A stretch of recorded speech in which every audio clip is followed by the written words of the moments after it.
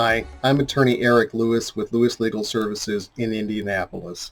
Today I want to talk about a bankruptcy case that should serve as a precautionary tale for anyone who files bankruptcy and doesn't play by the rules. And in this case, we're talking about the very simple task of turning over a tax refund to the court-appointed trustee.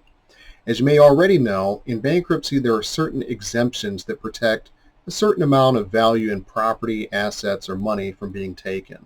That's why most people who file bankruptcy don't lose anything. But one of the more common assets that can be taken in part or all is a tax refund. And I have a different video referenced above that goes into more detail about how and under what circumstances that happens. So I'm not going to get into that today. But what I do want to talk about today is a Chapter 7 bankruptcy case out of Utah that I have linked below in the comments. And most Chapter 7 cases where everything goes as it should be open for roughly 3 to 4 months. When there's money that needs to be paid to a trustee, the case can remain open much longer while the trustee waits to receive the money and make distribution of available funds to creditors. That doesn't stop the discharge from being approved, which typically happens about 61 days after your meeting with the trustee, what we call the 341 meeting. So in this case, the Chapter 7 case, this was actually filed back in October of 2019.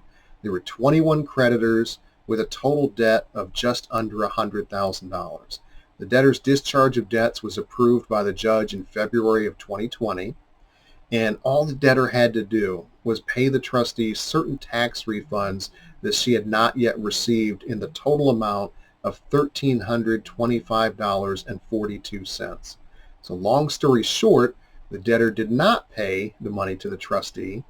A bunch of emails were sent back and forth between the trustee and the debtor's attorney in 2021, and in February of 2022, the trustee asked the judge for a court order ordering the debtor to pay the money.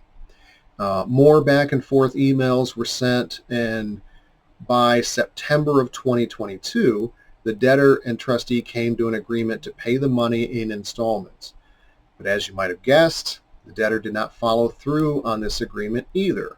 So the trustee filed a motion asking the judge to revoke the debtor's discharge. And that's what I have here. A 14-page opinion that came out on January 4th, 2024, well over 4 years after the bankruptcy case was filed. And in this opinion, where the judge explains how a lady with almost $100,000 of debt could have her bankruptcy effectively denied, the discharge revoked, simply because she wouldn't pay a little over $1,300 to the trustee. So let's read some of the passages, and I think that we'll get into some pretty good content with this. So the judge starts by saying that a Chapter 7 bankruptcy bargain requires that in exchange for a discharge of debts, individual debtors must make their non-exempt assets available to creditors. When a debtor refuses to do so, the bargain is breached and the discharge must be denied. In this case, the debtor received pre-petition tax refunds, but they did not comply with the trustee's directive to pay them. While the loss of a discharge for refusing to turn over a relatively small tax refund may seem disproportionate, the court has explained why a refusal to obey any court order merits such a consequence. And the judge goes on to say that Section 727 of the Bankruptcy Code gives the bankruptcy court a means to ensure debtors seeking discharge are straightforward in dealings with creditors and that they comply with court orders.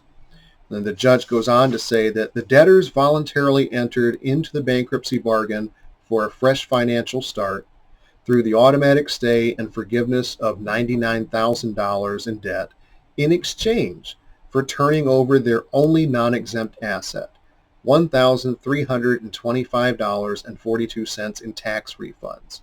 The tax refunds were not the debtor's money to spend, regardless of how desperately they needed these funds to make rent.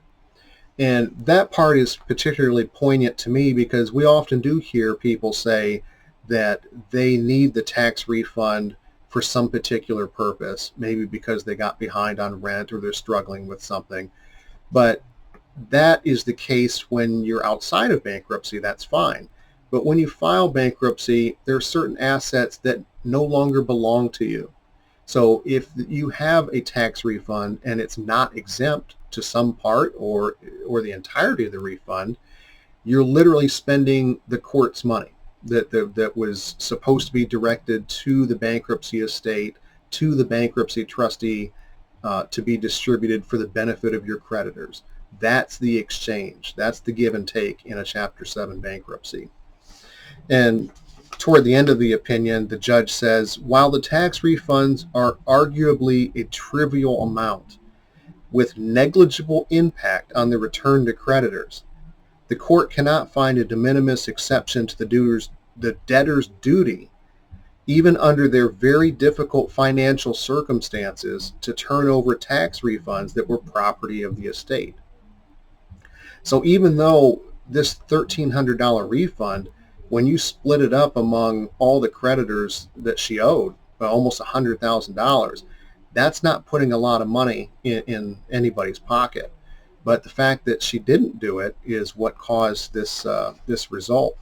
And the judge ended with, while this principle produces a harsh result in this case, given the amount of the tax refunds compared to the pool of claims, Congress could not have expressed its will more clearly. A debtor who does not honor his or her obligation to turn over estate property is not a debtor to whom the court is empowered to grant a discharge. So the moral of this story is you have to take you have to take your bankruptcy case seriously. You have to abide by court orders. And at the end of the day, you do have to make a realization that that is the exchange. To be able to get out from what is overwhelming debt, in this case, almost $100,000 in debt for exchange of a small tax refund, is part of the process that you have to play by when you file a Chapter 7 bankruptcy. Well, that's it for today. If you do have any questions or comments, please let me know below. I would appreciate it if you would click like, subscribe, and as always, thanks for watching.